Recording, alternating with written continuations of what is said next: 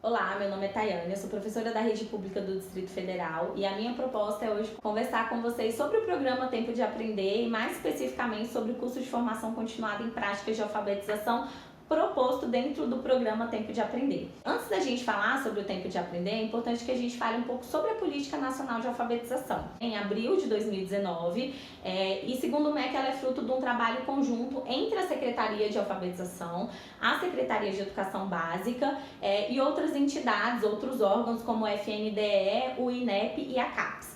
Então, essa política, ela não traz parâmetros específicos, né, um cronograma específico sobre como se daria a política de formação continuada voltada para a alfabetização, a partir da data do decreto. Mas ela nos traz alguns parâmetros gerais sobre como seria o ensino, né, como seria a alfabetização a partir dessas linhas gerais propostas nesse documento. Então, seria uma alfabetização voltada para a aquisição de habilidades específicas relativas à língua portuguesa, à matemática e ao ensino do que eles chamam de ciências cognitivas. Então, o Tempo de Aprender, ele nasce em consonância com a PNA, com a Política Nacional de Alfabetização, e ele tem um espaço específico ali dentro do site do Ministério da Educação destinado a uma das etapas, né, que seria a etapa inicial desse programa. Então, seriam duas etapas principais.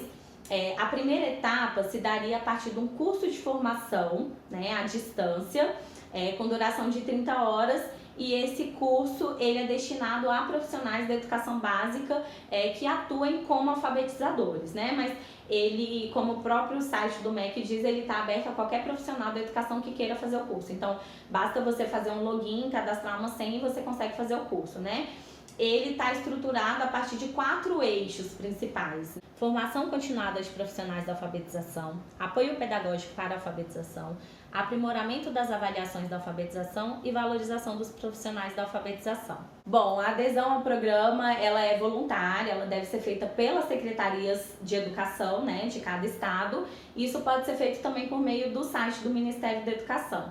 Então, o curso ele tem esses 4 eixos aí estruturantes, né, esses 4 eixos principais, e ele é dividido em 8 módulos. Então, em cada um desses módulos se trabalha uma habilidade específica relacionada à prática da alfabetização, né? Essas práticas são introdução, aprendendo a ouvir, conhecimento alfabético, fluência, vocabulário, compreensão, produção da escrita e alfabetização. Bom, esses 8 módulos já estão disponíveis, então ao término do curso, a profissional ou profissional, né, que tiver realizado o curso inteiro, é emitido um certificado, né, pelo próprio Ministério da Educação, e você consegue fazer o download desse certificado no mesmo momento assim que você finaliza o curso. Então, a estrutura básica do curso, ela é composta por um texto inicial no qual essa habilidade, né, por exemplo, aprendendo a ouvir, ela é explicitada em linhas gerais, assim. Então, por que aquela habilidade é importante? E aí ela é seguida por um vídeo curtinho, um vídeo breve, que explica também sobre essa habilidade, por que ela seria importante para a alfabetização, para a criança aprender a ler e a escrever. E aí cada um dos módulos é composto por 5 ou 6 aulas, né? Então isso pode variar, mas essas aulas já estão prontas. Em cada uma dessas aulas você tem um conteúdo ali, um breve conteúdo escrito, né, explicitando um pouco mais sobre essa habilidade, e você tem os vídeos sobre como funcionaria em sala de aula. Então você tem ali um ambiente da sala de aula, em cada um dos vídeos, com uma professora ou um professor, os estudantes presentes, e aí eles simulam como seria cada uma dessas aulas, né? Depois disso a gente tem um espaço para download, né, das fichas que seriam utilizadas para esse material. E ao final de cada módulo você tem 2 perguntas facultativas referentes ao conteúdo que foi trabalhado. Bom, dito isso, essa é a estrutura geral do curso, né? Ele é um curso voltado especificamente para profissionais da alfabetização, então seriam profissionais da segunda etapa da educação infantil, do segundo período da educação infantil, do primeiro ano e do segundo ano do ensino fundamental. Mas ele está aberto, como eu disse anteriormente, para qualquer profissional da educação básica que queira fazê-lo, né?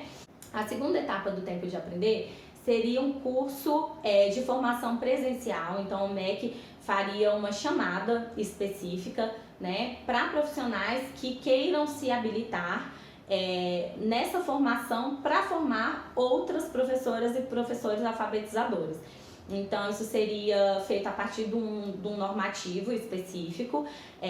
Depois disso, seria feita essa formação presencial. O documento, o site, na verdade, do Ministério da Educação não traz nenhuma especificidade sobre onde se daria essa formação, se seria uma formação, se todos os professores, né, cadastrados, eles viriam de outro estado para fazer uma formação presencial no próprio Ministério da Educação, ou se essa formação se daria em cada uma das secretarias, isso não fica claro, né? E, então, a partir desses primeiros formadores seriam capacitados outros formadores, né, e formadoras nos estados, né, que tivessem feito a adesão ao programa. Então, a partir disso, você teria novos formadores e formadores, mais novos formadores e formadoras, até se chegar à escola, né, onde também aconteceriam essas formações com esse público-alvo, né, as professoras da última etapa da educação infantil, primeiro e segundo ano do ensino fundamental. Não tem mais nenhuma informação, né, específica sobre como se daria essa formação. Então, eu acredito que essa próxima etapa ela vai demorar a acontecer, caso ela vá acontecer. Então, essa é a estrutura básica dessas duas etapas iniciais do tempo de aprender.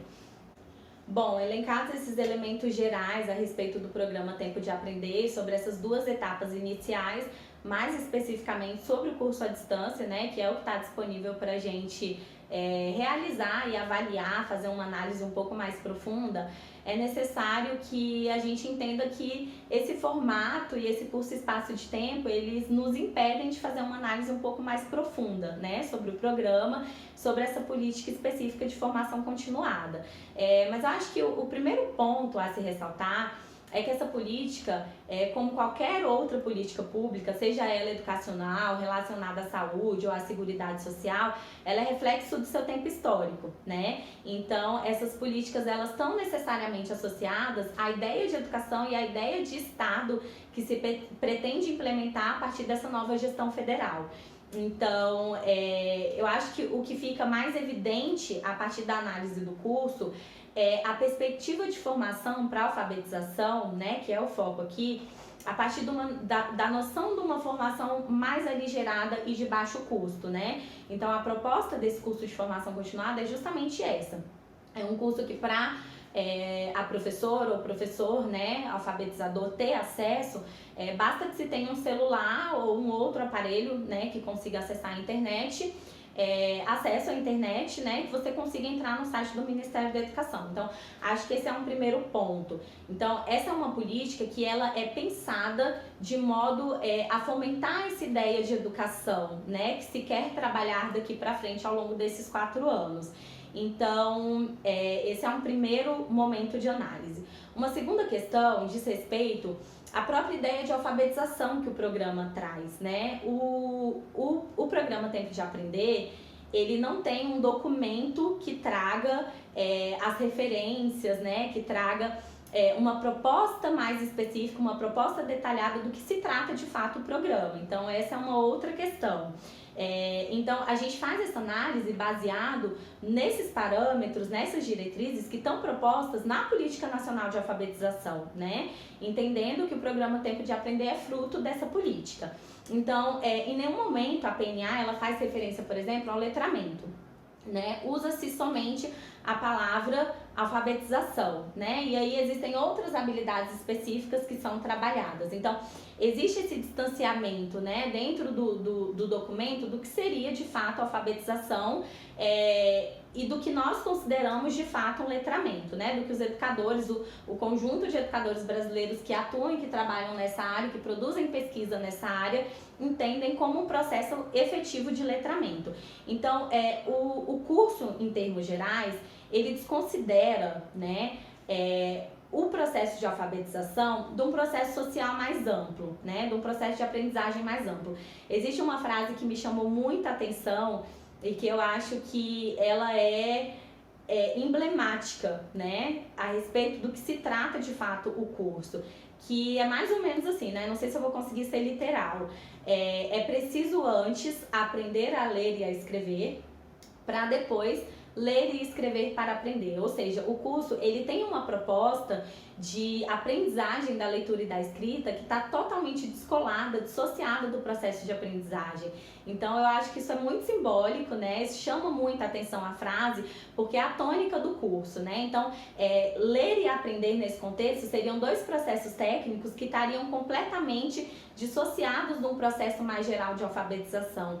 E a partir do qual a criança ela não precisaria necessariamente, como dizem os estudos, as pesquisas mais robustas nessa área, inserida num ambiente da cultura das letras, né? Inserida num ambiente alfabetizador, né? Então, ela precisaria tão somente ali desses materiais disponíveis e de uma aula mais engessada, de uma aula mais voltada para a aquisição dessas habilidades específicas. Então, acho que essa é uma análise assim, bem preliminar do programa, né? Acho importante que se façam novas análises à luz do nosso referencial teórico e compreendendo como se darão essas novas etapas do tempo de aprender. Eu espero que eu tenha ajudado de alguma forma para a compreensão do programa. É isso, obrigada!